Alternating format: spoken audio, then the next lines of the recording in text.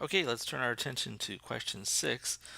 Question 6 gives us a few different values here. They're telling us that a is -3, that b is the number 4, and that c is equal to 10. So if I look at these two problems, I've got c and c here. Those are both 10. I also see in the first question, part A, I've got a that's getting squared, and over here I've got an a, and then I've got this minus b inside of these parentheses. So let's take a look at these. I think I'm trying to make it big enough so that I can see the two of them at once. Whoops. So let's consider a squared. So I have a, here is a, and I'm now going to square that. Okay, look at that. What's getting squared? -3 is getting squared. That equals the number 9. That's 9. When I take 3 and I square it, or -3 and I square it, that's -3 times a -3. There are two of the -3's.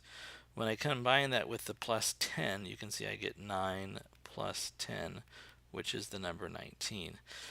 So A is 19. Now, I may have deducted a point if I saw the following. This is very problematic.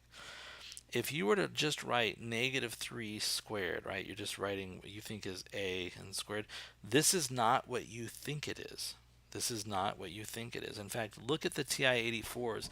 They evaluate this correctly, and they'll tell you that is -9 because you're not squaring -3. What you're squaring there is 3, and then you're taking the opposite of that at the end. So this is -9, which is very different than this is -9, which is different from -3 squared, which is equal to +9.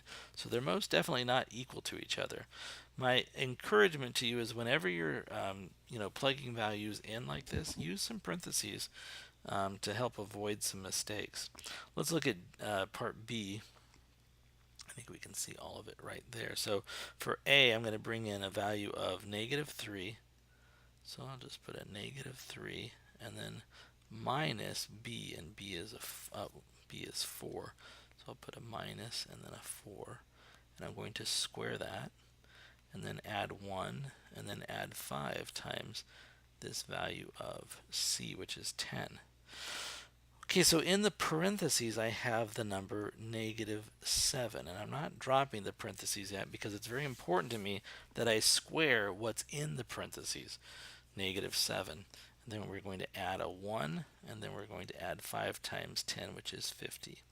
7 squared is the number 49. I'm sorry, and also -7 squared is the same. This is -7 times -7, which is +49, plus 1 plus 50. Well, these equal 50 also, so what we have here is 50 plus 50, or 100. Again, notice the use of parentheses. Notice what's getting squared. It's everything inside of the parentheses, the -7. If you write down -7 and square it, that is equal to -49. And that's not what we have here. The thing in the value in the parentheses is getting squared. -7 times -7, which is +49. Just remember, right? If I've got x squared, what is that? That's x times itself, right? So if I have -7 and I square it, that's two factors of -7. That's a -7 times a -7, which is equal to 49. So again, answer to 6B is 100.